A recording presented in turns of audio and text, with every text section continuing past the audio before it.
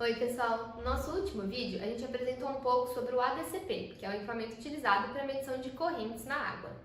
Hoje eu queria falar um pouco mais sobre os tipos que existem de ADCP e sobre as possibilidades de instalação.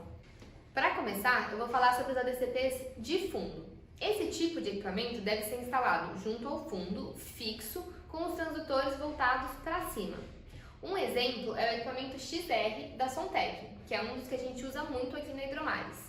Nesse tipo de instalação e com esse modelo de equipamento, existe a possibilidade de medir altura e período de onda.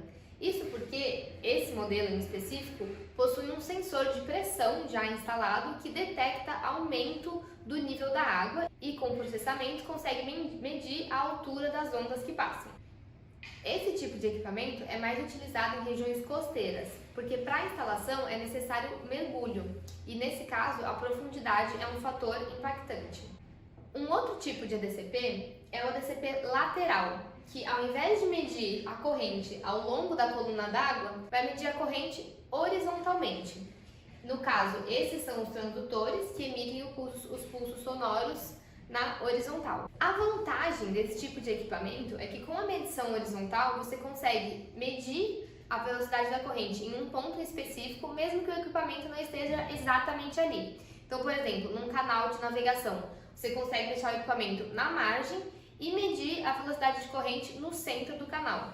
Só que nesse caso é importante considerar que conforme o feixe do equipamento se abrir, quanto mais distante do equipamento, maior a porção da coluna d'água que ele vai estar medindo e integrando esse resultado. Então não vai ser possível ter vários níveis verticais, várias camadas na vertical para a medição das correntes. Um terceiro tipo de equipamento é o ADCP rebocado, que pode ser utilizado fixo em uma embarcação ou com auxílio de uma prancha e rebocado realmente pelo barco. Esse tipo de ADCP fica na superfície com os transdutores voltados para baixo e por isso ele precisa de um processamento especializado, não é todo ADCP que tem essa possibilidade. Além disso, por ele realizar as medidas em movimento, ele precisa ter o que é chamado de bottom tracking, ou seja, ele reconhece o fundo e tem ele como uma referência para o seu movimento. E assim ele consegue desconsiderar a velocidade de medição do barco, medindo então apenas a velocidade das correntes. Um modelo desse tipo de ADCP é o Hydro Surveyor da Sontec. Uma quarta possibilidade de instalação é a partir de uma boia de superfície. Para isso, o ADCP também precisa ter um tipo de compensação do movimento, que conforme a passagem das ondas e correntes, a boia se movimenta na água. E por isso, o ADCP precisa ter um mecanismo para compensar esse movimento e não interferir na medição. Um modelo que serve para esse tipo de instalação é o DCPS da Anderá.